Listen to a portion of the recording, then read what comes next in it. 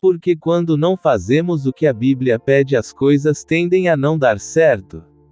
Você já deve ter reparado alguma vez na sua vida sobre algumas atitudes que fazemos, das quais muitas das vezes não são benéficas para o futuro, apesar de que para os olhos de quem faz seja um bom caminho, na verdade são caminhos de morte e destruição. Isso na Bíblia é ensinado inúmeras vezes, e nesse vídeo você irá entender mais um pouco sobre esse assunto e como se prevenir para não passar por situações complicadas no futuro, e assim também poder instruir seus filhos e netos para não vacilar durante a caminhada. Então já se inscreve e deixa seu like, que vem muita coisa boa por aí. O universo é feito por leis, e assim como existe a lei da gravidade, existe também a lei de causa e efeito, ou seja, as atitudes que tomamos hoje vão refletir em nossas vidas mais cedo ou mais tarde. Veja o que a Bíblia diz em Provérbios capítulo 12 versículo 15: o caminho do tolo é reto aos seus olhos,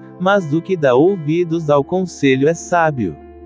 Quando a Bíblia nos diz para não adulterar porque o marido pode enfurecer-se e tentar contra ti mesmo, é uma das provas que neste livro sagrado existe uma fonte de sabedoria que devemos seguir para termos uma vida abençoada em Deus, pois nossos caminhos diante deste mundo são tortos. Veja mais uma vez o que o livro de Provérbios diz sobre as crianças.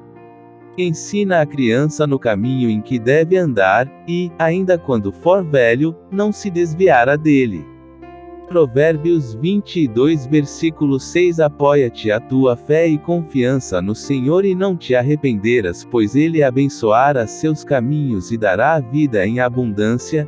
Não é difícil reparar como o caminho longe da presença de Deus é um caminho de incertezas. Basta olhar para o que está acontecendo no mundo: guerras, ódio, traições, falta de perdão e muito mais. São atitudes de pessoas que não têm o entendimento da palavra, trazendo maldições para a sua vida por trilhar caminhos incorretos. São vários exemplos que você pode ter testemunhado ao longo da sua vida. Isso não significa que temos que ser perfeitos, pois é de fato algo que só Jesus foi, mas devemos renunciar à carne cada dia mais e buscarmos ser íntimos de Deus, e seguindo seus caminhos é como saber onde se encontram as armadilhas do inimigo e desviar de cada uma delas, pois a Bíblia relata sobre várias situações que acontecem nos dias atuais, tais como não procurar um esposo ou esposa em lugares que estão longe da palavra de Deus e vivem sobre suas próprias regras, dizendo serem livres e praticando imoralidades. Isso não é ser livre, mas sim ser escravo daquilo que te dá prazer. Em outras palavras, escravos daquilo que dói. Devem: tudo posso, mas nem tudo me convém, por mais que sejam agradáveis à beleza. Não sabemos como está o coração e as intenções reais, por isso antes de casar-se mal, para não divorciar, escolha alguém que esteja próximo do Pai e cresçam juntos na fé. A mesma coisa para amizades: escolha bem quem você traz para a sua vida, pois já dizia o ditado: quem tem muitos amigos, muitos inimigos terá. Isso não é bíblico, mas nem todos são amigos de verdade. Às vezes rejeitamos aqueles que sempre estiveram ao nosso lado como verdadeiros irmãos e damos valor para os que não nos considera em momentos de aflições, pois às vezes aquele que você menos considera estará contigo quando precisar. Veja o que esse versículo fala sobre amizades. Jesus tinha autoridade sobre seus apóstolos porque era instrutor e senhor deles. 13:13 Mas em nenhum momento ele achou que seus discípulos não mereciam ser amigos dele. Em vez disso, Jesus tinha uma amizade achegada com aqueles que seguiam seus ensinos. Ele disse: eu os chamo de amigos, porque lhes revelei tudo o que ouvi do meu Pai. João capítulo 15 versículo do 14 ao 15.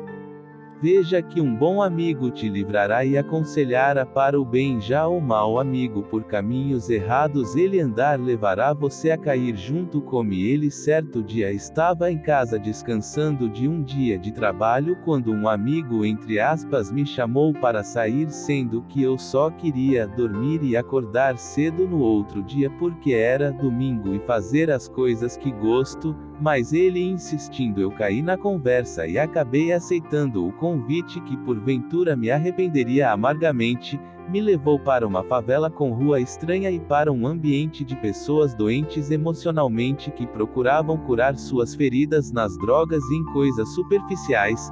Não me sentir bem a noite inteira e de quebra ainda acabei caindo de moto com o meu amigo da época. Hoje ele ainda é meu amigo, mas não frequento os lugares que ele costumava, apenas converso sobre coisas da vida. Esse é um relato leve, mas o que não acontece quando aceitamos convites que não vão nos levar para um bom caminho, e às vezes nossos pais até nos alertam sobre os perigos, mas pensamos ser só porque eles não querem que você saia, mas às vezes pode ser algum sentimento forte que sua mãe ou seu pai está sentindo, pois quem está em sua casa está em paz e quem está em oração está com Deus. Por isso a Bíblia abençoa quem a escuta. Como diz: quem tem ouvidos ouça aquilo que o Espírito Santo diz às igrejas. Por isso, irmãos em Cristo, que possamos rever nossas atitudes e ações antes de agir. Devemos ver se são caminhos que vão nos beneficiar ou que na verdade ao curto e longo prazo irão nos prejudicar e tirar nossa paz. Por isso que o temor de Deus é o princípio da sabedoria, e quem anda em seus caminhos colhe bons frutos. Temos que estar dispostos a estudarmos cada vez mais a palavra, que é fonte de sabedoria e nos dá renovo cada dia mais. É através dela que encontramos ânimo para os dias difíceis,